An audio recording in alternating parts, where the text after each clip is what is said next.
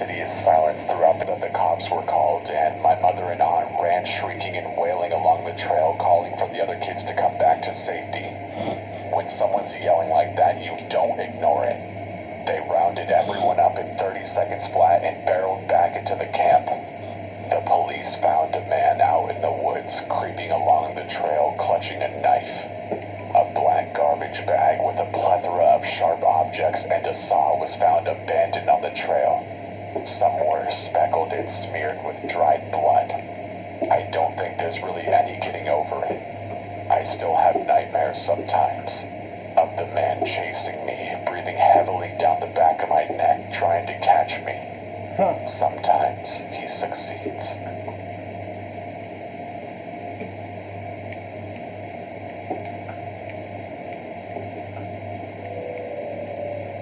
So, this is a story that happened to my mom's friend in Korea about 10 years ago. Every time I hear this story, I still get the chills. My mom's friend lived in an apartment complex in Seoul, South Korea. She was a stay-at-home mother with a young daughter, and her husband worked during the day. One day, she was coming home from running errands with her daughter and got onto the elevator in her building. When she got on, she noticed that there was a man wearing a cap and a yellow raincoat, and he kept his head low so that she couldn't really see his face. She immediately felt really uneasy, and she made her daughter stand to her side, furthest away from the man. What made her feel even more uncomfortable was that when she pressed the button for her floor, there was no other lit number. And on top of that, she noticed that he was carrying something wrapped inside newspaper close to his side. Things started to click in my mom's friend's head, and she started to panic and decided to take out her cell phone and pretend like she was calling home to her husband, who was obviously really not at home and at work. She started saying things like, "Oh, I'm on the elevator and about to get off. Can you get the door for me?" And making it seem like her husband was waiting for her at home.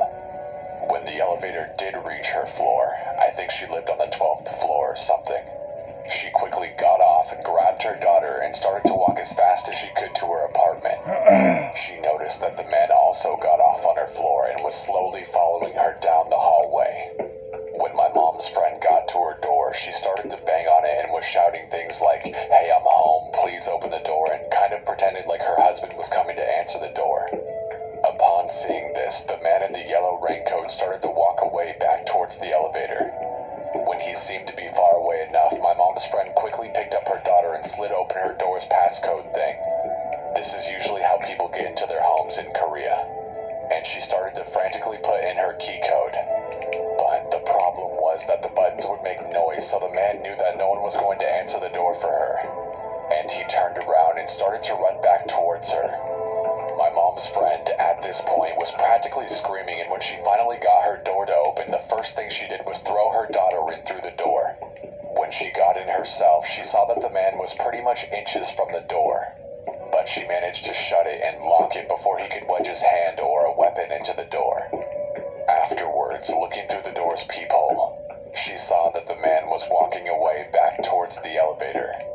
Several months later, my mom's friend was watching the news, and there was a coverage on the capture of a serial killer named Yoo Young-chol, who used to kill a lot of prostitutes.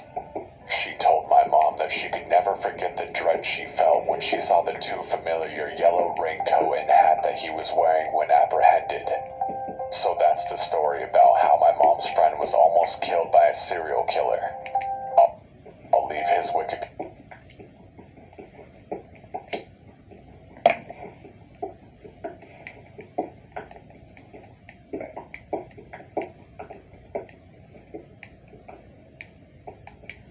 Page in the description for anyone who's curious.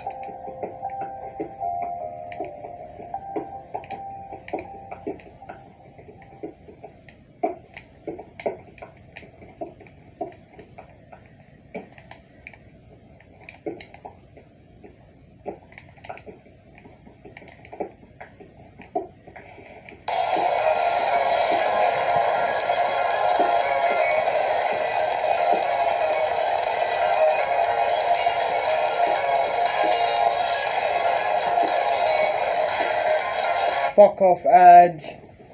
No one cares about your shit. Ads. No No one cares. When I was 19, I worked for Anyway, a company I that don't. Some allocated people labor might to care rural about areas fucking of ads, Australia. but I Basically, don't what you fucking did give a shit was about tell them when you were ads. available, and they'd I send you to a remote hate farm for a few weeks where you do fucking whatever they ads. needed done. It was hard work and long hours, but I really good pay, hate good fun if you got in ads. with a nice group of workers. I just When this watch occurred, I was working on a ads. large property. I was told it covered roughly the same landmass as the entire state of Maryland. It was about 9 hours from Sydney City, and the property itself was about 40 minutes from the nearest town. In short, it was in the middle of nowhere. I was working at the farm clearing bushland with 3 other guys my age from the city. Our boss was a guy named Jeremy who owned the farm and supervised us while helping out with the work. He was pretty laid back and was generally really good to us. This summer in particular was very hot, and the work was hard. So one day when the temperature hit above 38 degrees Celsius, which is about 100 degrees Fahrenheit, Jeremy decides for the Arvo. So him and I hopped in one of the work trucks and started heading across the property. It was mostly wide, empty expanses with a few clumps of scattered bushland. Jeremy wasn't much of a talker, so we drove more or less in silence. After about 20 minutes, however, he suddenly perked up and jabbed me in the ribs. "Do you see that over there? Below the 2 dead trees?" I should mention here that if you're not familiar with inland areas, particularly those in Australia, they're brown or red and mostly flat and bland, meaning any bright colors stick out like a sore thumb. So you can imagine our surprise when we could see a large blue angular structure far off in the distance. We steered in its direction, and as we got closer, we realized it was a huge blue shipping container just sitting in the middle of nowhere. Jeremy was perplexed, and I asked him if he knew what it was, but he obviously didn't. He said that he hadn't seen it when he drove through the same area about 5 weeks before, and that he wanted to go see what it was. Initially, we pulled to a stop about 100 meters away from it. At this stage, I had a really bad feeling. The whole thing wasn't right. It's hard to explain, but if you can imagine seeing such a foreign object in the middle of a huge barren expanse, it had to be something weird. Jeremy, however, wanted to investigate, which I understood given that it was his property, but to tell the truth, I was really anxious. As we got closer, things got even more bizarre. There was a big diesel generator behind it thumping away, and a CCTV camera on each side. All of them were motion activated, so they buzzed from side to side, following us as we moved around. I tried to reason with Jeremy, something along the lines of, "Look, with all this security, someone obviously doesn't want us here. Let's just go." He brushed me off, however, reminding me that it was his farm and whoever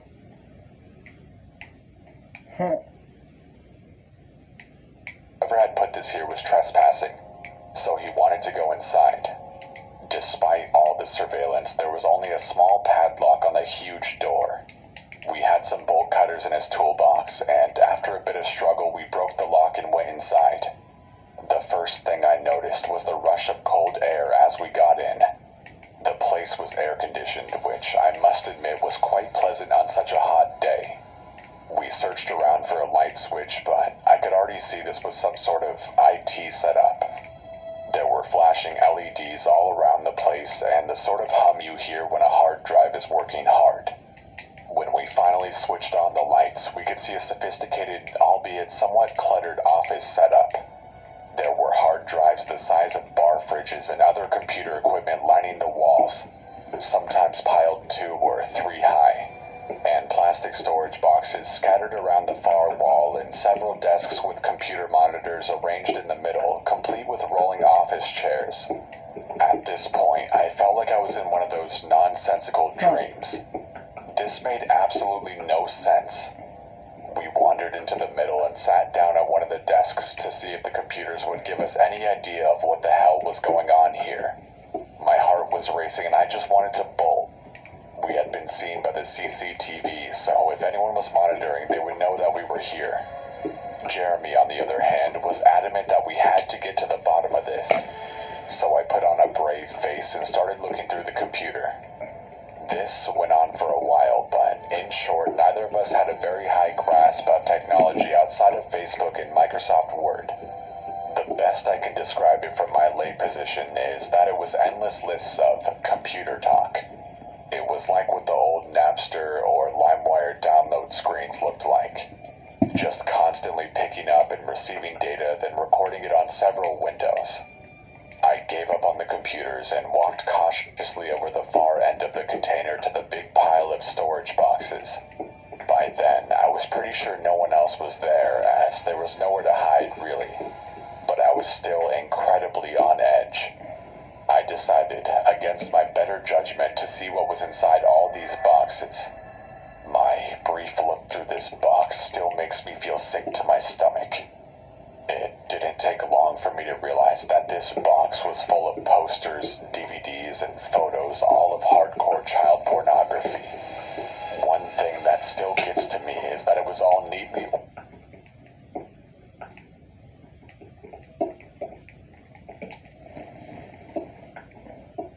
ordered into folders and smaller boxes.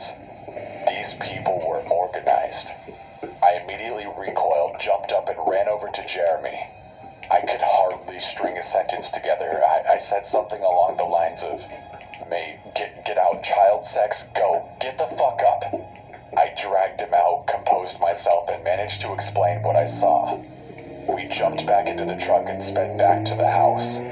The farm had no mobile phone reception, and we hadn't bought the satellite phone, so we had to get back to the landline to call the police. Once we called them, they still had to make it all the way to the farm from the nearest police station, which was in a town about a half hour from the closest town to the farm. As I mentioned before, we were in the middle of nowhere. We waited, talking frantically about what we'd seen, until the cops arrived almost an hour later.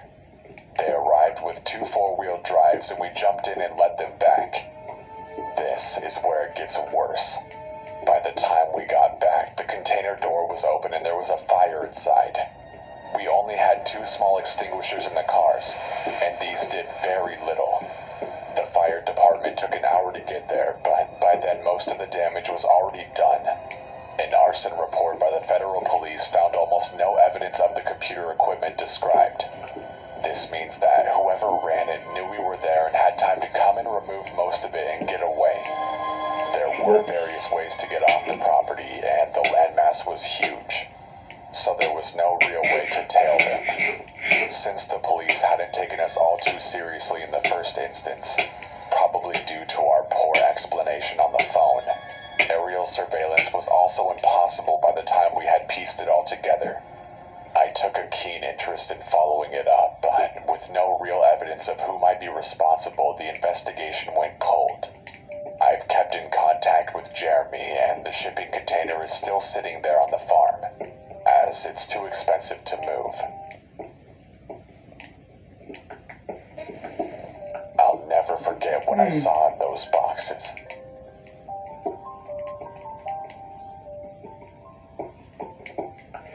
Ooh.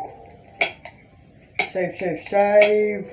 To give some background information, this event occurred a little over a year ago, and I still haven't been able to even begin to get over it.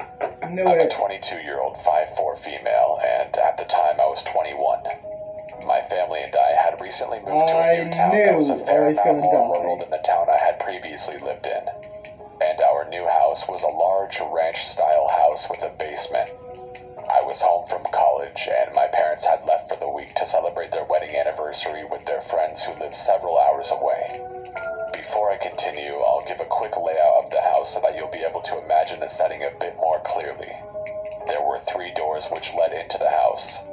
One on the front porch, a sliding glass door on the back porch, which did have a lock and floor-length curtains for privacy, and another door on the other side of the wall from my bedroom which led into the garage and basement.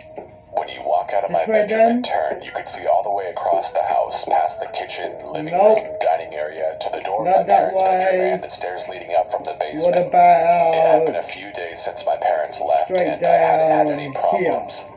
They had sent me a couple messages on Facebook letting me know that they arrived to their friend's house safely, and that they were having a good time. The day had gone well, and I was sure to check that I'd locked all the doors in the house once the sun started to go down. It was about 11 11 p.m. and I was doing my nightly routine of laying in bed and messing around on the computer when suddenly I got this sinking feeling of dread. I felt as if I was being watched. It was summer and we didn't have AC, so I had a large box fan in the window blowing the cool night air into my stiflingly hot room. But once that feeling settled over me, I decided that I should remove the fan and close the window, just in case. Once removing the fan, shutting and locking the window, and pulling down the curtain, I felt a bit better. However, I still couldn't shake the feeling of dread. I lay back in bed and tried to continue what I was doing, though I didn't put my headphones back on. After a few minutes, I began to hear something that sounded like light scratching. I sat still in bed, listening to the sound, trying to pinpoint what it was and if I recognized it at all. Our new house, although relatively close in distance to our neighbors, had a fair amount of forest around it, so I thought the scratching may have been an animal or someone's dog that got loose and wanted to come inside. After a few minutes, the scratching stopped and everything returned to silence, so I figured that I was probably right and that it must have been an animal.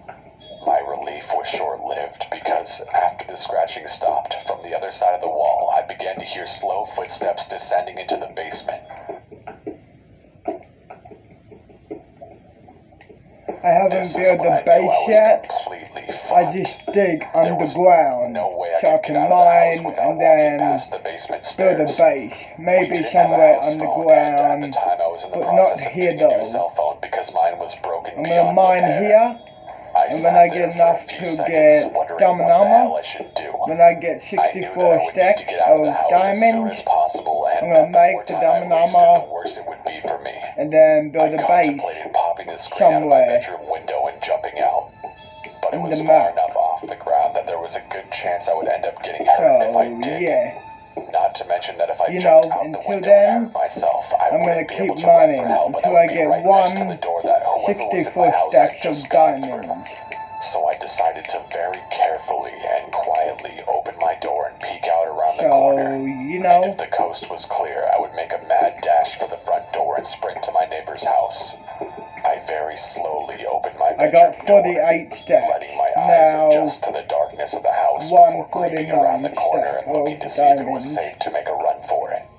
What I Diamond. saw nearly made me Yeah. vomit.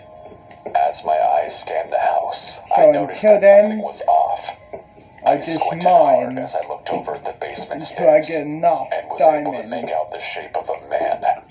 What made it worse, he wasn't just standing at the top of the stairs, Okay. he was fucking crawling up them like some kind of nightmare creature.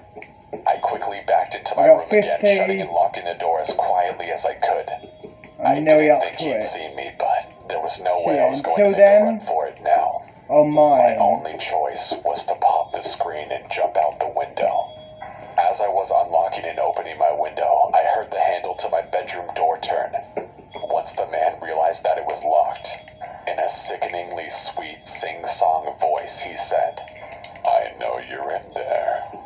This was followed by a loud cackle and what I could only imagine was him throwing himself at full force against my door. I ripped the screen out of the window and flung myself out. I landed wrong on my right foot and I was sure that I'd hurt my ankle, but at the time I couldn't think of anything other than getting as far away as possible. I got up and ran as fast as I could to my neighbor's house, knocking on their door in a panicked frenzy and ringing the bell over and over again. I looked over at my house as I was yelling for my neighbors to let me in, and I swear to fucking God, I thought I could see the man standing at my window waving at me. My neighbors finally opened the door after what felt like forever, and I managed to explain well enough what was going on for them to let me in and call the police. I stayed with them until the police arrived. The police searched my house and found that the lock to the basement had been picked, and that the door to my bedroom was hanging off the hinges. They weren't able to find the man anywhere, and because I had only seen him for a split second in the dark, I couldn't provide them with a good description of him. Of course, I got into contact with my parents immediately and they hurried home. The police took my statement and searched the area for the man, but of course they came up with nothing. After this event, my parents and I were sure to add deadbolt locks to the door leading into the basement and to the door leading out of the basement to the rest of the house.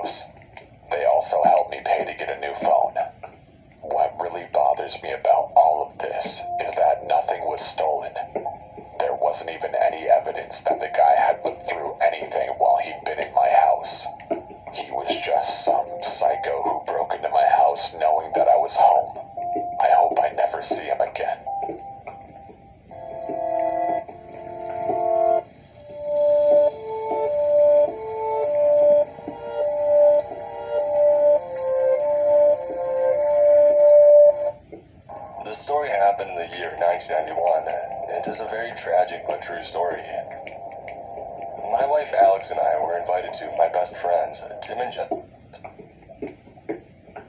Jessica's private mountain house for the night, and to have a sort of small house party. And they had recently gotten engaged and invited us to celebrate with them. They also asked my brother Daniel and his girlfriend Madison to join us as well. My brother drove us all to Tim and Jessica's house.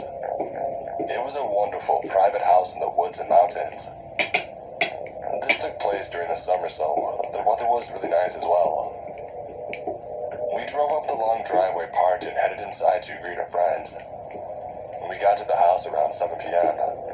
Jessica had been preparing a meal for all of us. We ate dinner and chatted and reminisced about old times, and then played some fun couples games while we shared some wine and snacks. I honestly don't remember what the time was. I'm guessing around 10 p.m. or something. But we heard a knock on the front door. We all looked at each other with great confusion. I asked Tim if he was expecting anyone else, and he said no. I got 62 Jessica stacks. opened the door and I stood next to her. 162 stacks was of a woman. diamond. She Now, must have been in one her more. mid-20s. 63. And She looked done. pale and had dark bags under her eyes. so, yeah. She said that she and her husband Let's had broken head down back. and they needed help. She then pointed behind herself and down the driveway. There is a pickup truck with the hood of the bonnet open and some guy waving at us. Myself and Daniel didn't know the first thing about car sweats that Tim did. And so Tim offered to go down with some of his tools and to take a Let's look. build. Meanwhile, the girl waited inside. Let's get She took a seat and the this first thing she here said white.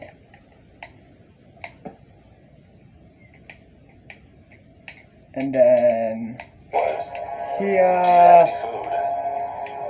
We all didn't say anything for a second. Probably here, because of how weird and awkward the situation was. Jessica, being here. kind, said there was some leftover chicken that she could have. Jessica made her up a plate and handed it to the girl. She started to eat it so Let's quickly, like do. she was starving or something. Let's fold this. Each of us tried to make small And then talk with her. grab She gave some vague answers, though, and it Let's didn't seem like she was grab- interested in talking. here. I asked what she was doing out here and how they broke down, as I found it really odd that they got stranded right at the bottom of the driveway. She Go then back. said that me and my brother were on our way to go camping. I said, "Brother, I thought you said you're with your husband." Here She we carried are. on, slowly eating before mumbling and said something like, "Oh yeah, I met my husband." I thought, something just isn't right with all of this. Tom? And Did I so, see someone? I went to take a look through the window Yeah, down I the did. driveway, Okay.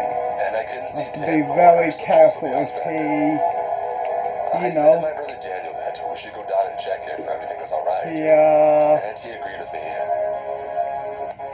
Daniel and I headed down the long driveway, while sharing each other's suspicions about that girl. When we got down to the car, May as well Tim, mine nor that some guy more was and anywhere in get sight. another But what we stack. did see was the toolbox I'm that Tim had nearly brought there, with him. so, It was on the you floor know, with tools scattered everywhere. I'm on Daniel and I 40. called out a few times.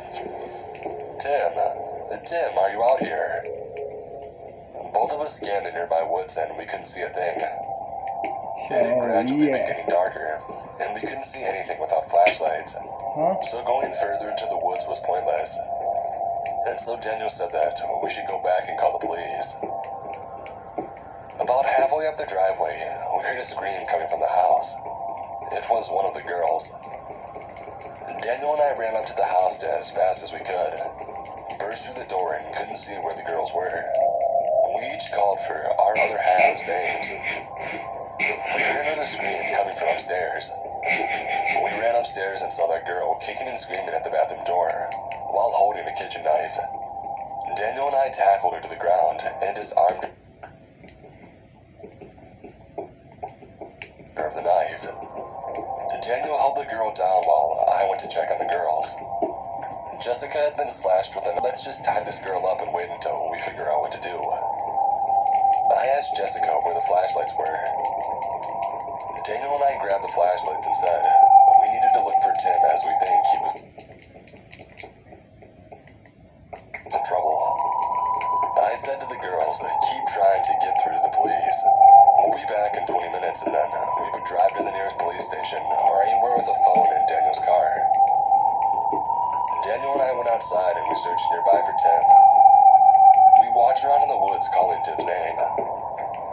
After some time of searching, we came across a telephone pole that had been chopped down.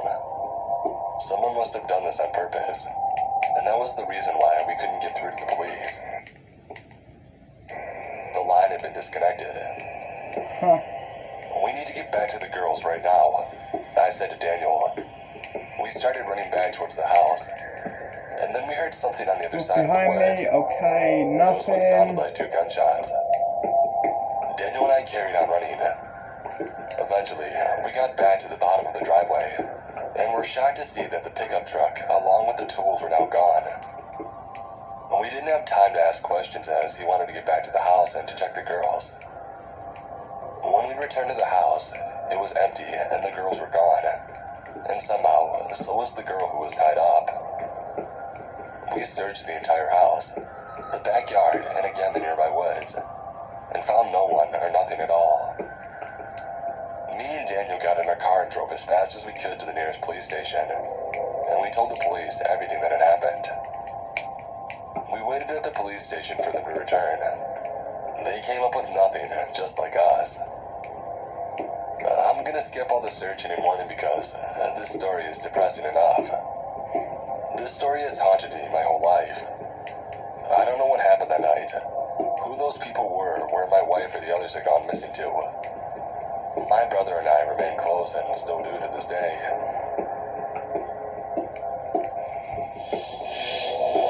My name is Gordon. I'm 22 years old, but this story happened when I was 10, and it takes place in Florida. Me, my 6-year-old brother, and parents were on our way to Disney World for the weekend. It was our first time driving there, and we got a bit lost. We had to leave in the afternoon, and it was quite a long drive from where we lived. And like I said, we got a bit lost. It was dark outside. We had to drive through the country lanes, but it wasn't just dark. It was basically pitch black because there were no street lamps whatsoever. The country roads we were driving through were quite creepy. I know me and my brother were freaked out. And to be honest, I think my parents were too. We had been driving for a while and I had to pee very bad. I know we could pull over, but I really didn't want to because it was scary as hell out there. But unfortunately, I couldn't hold it anymore, so I asked my dad to pull over. I got outside and I walked over to some nearby bushes, which led into a forest. It was pretty cold outside and I was shivering. Like I said, it was pitch black, but I could see a little bit because our car's headlights were on. I went to do my business when I heard a branch snap. I looked up and towards the woods, and I saw some kind of light. It was a lantern. I looked closer and it was floating up, and then I saw it wasn't floating. Someone was picking it up, and the lantern light revealed a face I would never forget. It was a man who looked to be in his late 40s. He had a gray beard, and he was smiling with his eyes wide open.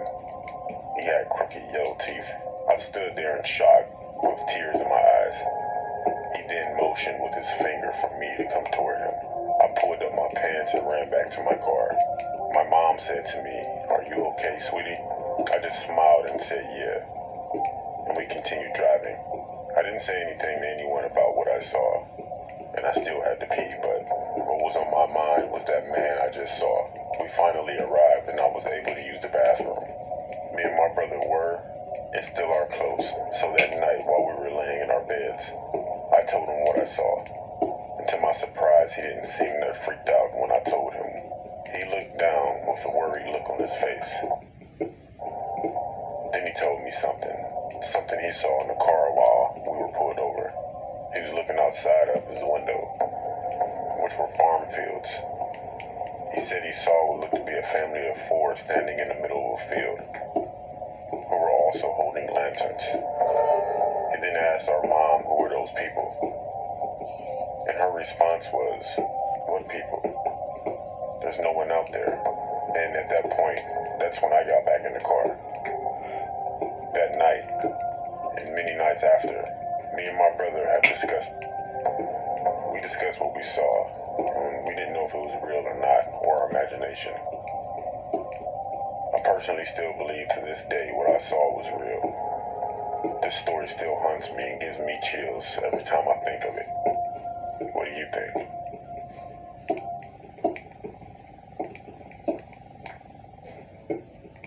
was in high school, about 10 years ago. I was home alone while my mom went to pick up my brother. And before my mom left, she told me to bring the dogs in. Now we had two beagles. One that was friendly but barked loud. Here we are. And an older one that we had gotten from a shelter that was Head here, extremely I guess. protective was looking right at me.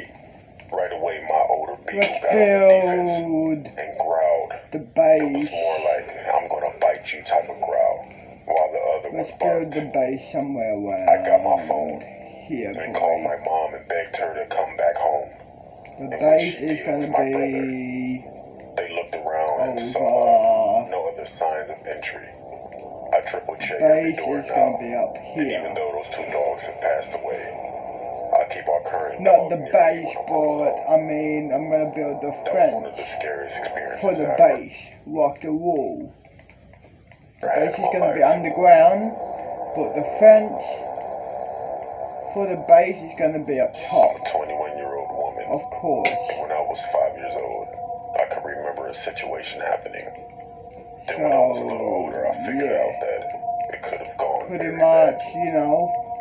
My street was full of kids and our parents all knew each other. Every weekend, someone would have a sleepover.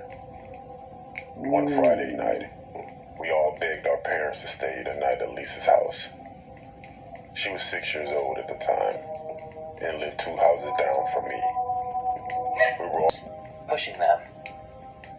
Hi. Let's I told make her. the base She here, looked at me and didn't say a my word. dude. One of the things that caught my eye Please, why was a not? pretty blue dress with a pink ribbon that she was wearing. Your dress is pretty, and the bow makes it stand out. Again, no reply. She looked down and started to run the opposite way, towards a lonesome hall. I thought the kid belonged to another employee, so I went back to my chair and sat down. A couple of hours later, when my brother's shift was over, he finally woke me up to go back to his place. As we were driving, I started to tell him about the doors and the little girl with the cute blue dress and big pink ribbon. He slammed the brakes. What the hell? Why did you brake?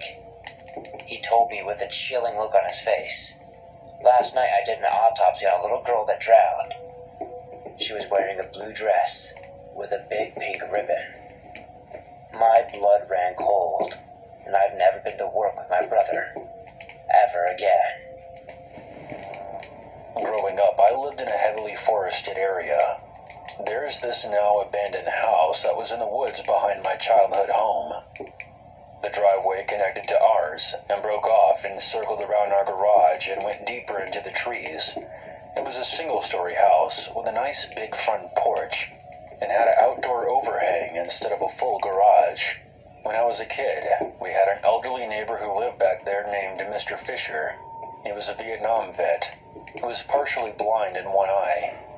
He normally wore glasses or an eye patch on the rare occasions that we would see him outside. He kept to himself mostly and never really had any visitors. It was about 20 years ago, back when I was in high school. I was home alone playing on my Nintendo. I remember that it was later in the day, and it was raining pretty hard. I was grounded for some reason that I can't remember, and I was bitterly sitting in my room taking out my teenage frustrations on the game, and that's when I heard screaming from behind in my house. I paused my game, cracked open my window, and listened. Every few moments I would hear a faint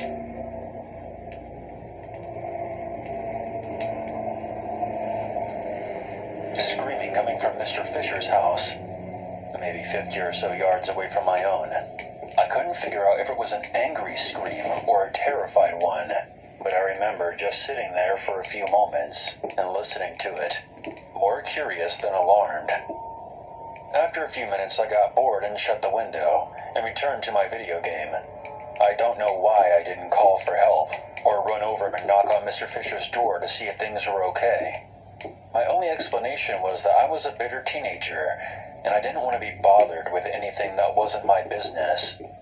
Later that night, after my parents came home, I was lying in bed when I once again heard the muffled screaming coming from behind the house. This time I could tell it was labored and ragged, and I can remember being annoyed, wishing that whoever it was would just shut up already. I didn't even mention it to my parents the next morning. So about a week goes by, and I have completely forgotten about the screaming I heard that night. I was outside throwing the football with my father. The mailman stopped his truck and asked us if we had seen Mr. Fisher. Apparently he had not been collecting his mail. My father replied that he hadn't seen his car for a few days, and I remained silent.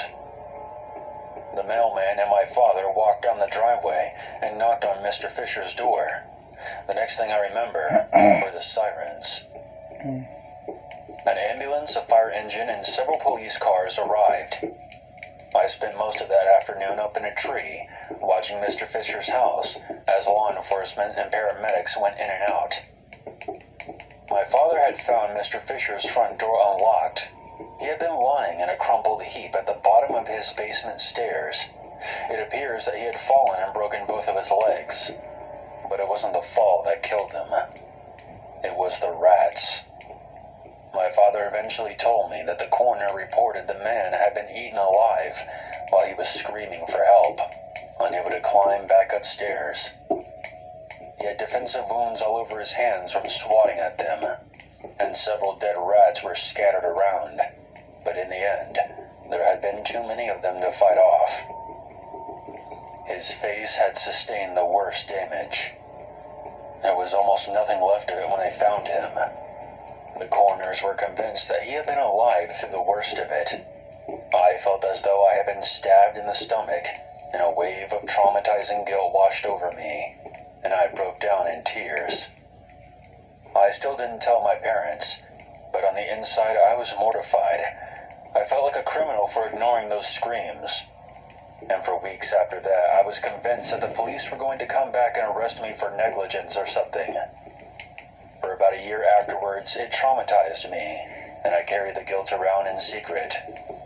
I started doing drugs and drinking alcohol to try to dull the pain. In retrospect, I'm extremely lucky I graduated high school without overdosing, or killing someone while being drunk behind the wheel. I was about 20 years old when myself and 3 of my friends went back to the house in late October. The house had been repossessed by the bank at this point, and now sat condemned. Me and my friends sat on the front porch and shared a bottle of bourbon. My family almost considered this vacant house our second home, since it was so close to our property.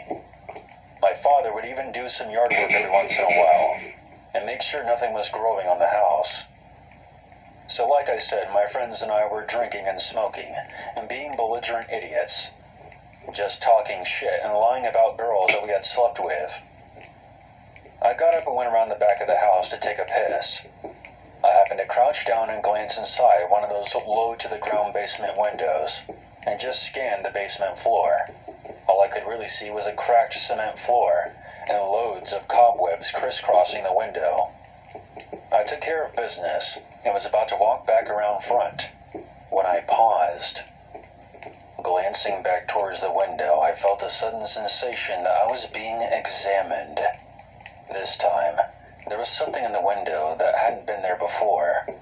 Very clearly, I could see the outline of an old bearded face and a single eye staring up at me, kind of at an angle, as if someone was lifting themselves up to peer out the window.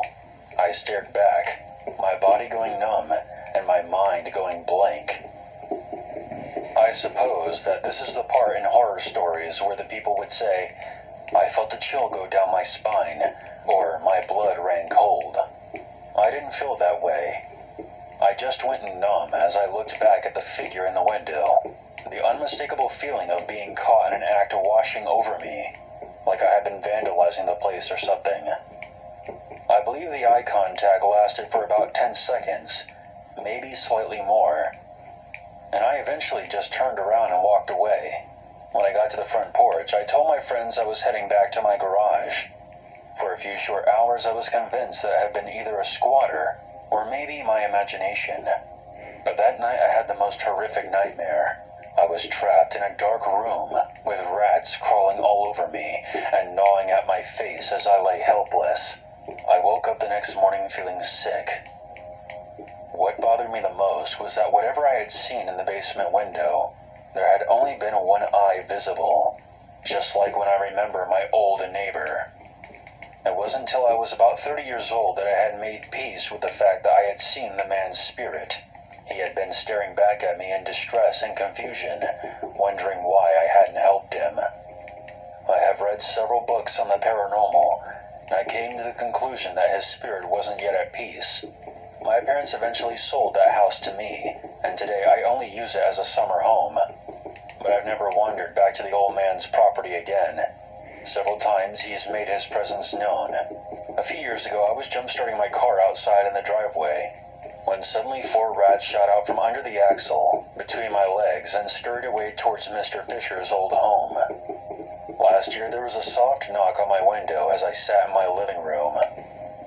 And only a few months ago, I was awoken from a deep sleep because I thought I could hear screaming from outside. My biggest fear now that I'm an adult is being alone and in pain and having no one to come and aid me as I scream for help. I guess this is my way of finally getting it off my chest. When I go back there this summer, I plan on returning to Mr. Fisher's house.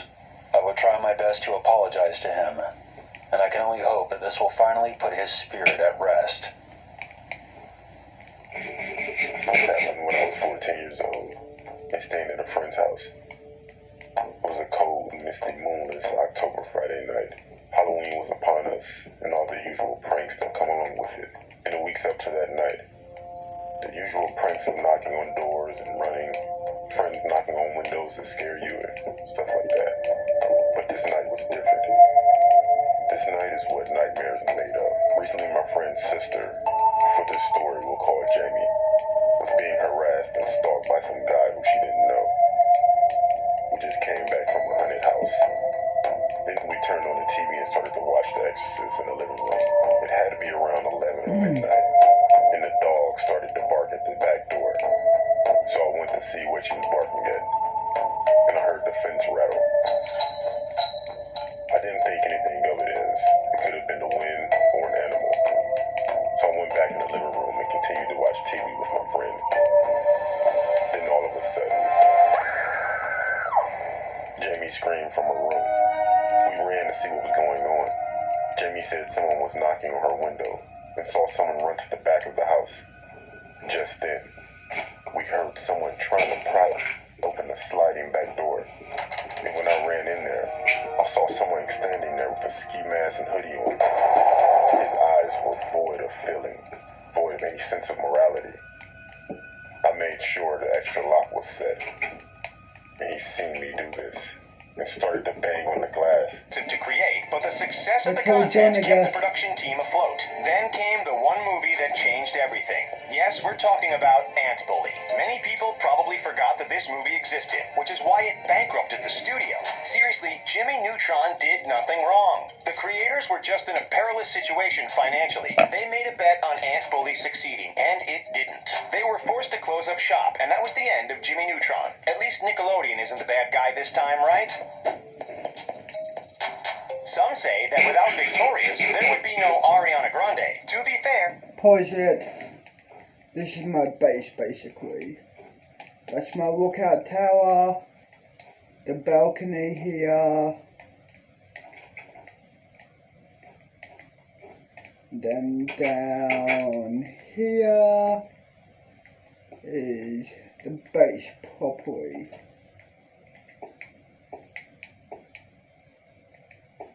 And my room. This is my room in my base. So yeah, this is my room in the base. This is another part of my base. That's the mine.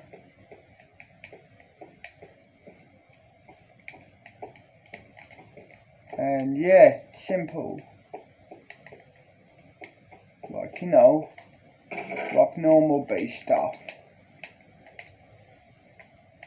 So let's put the iron door over here, my dude. And let's go up top.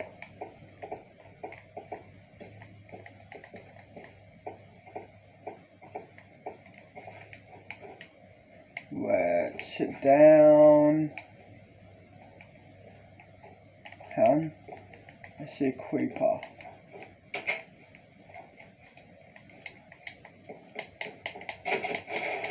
Die, you piece of shit. There we are. Let's chill, I guess.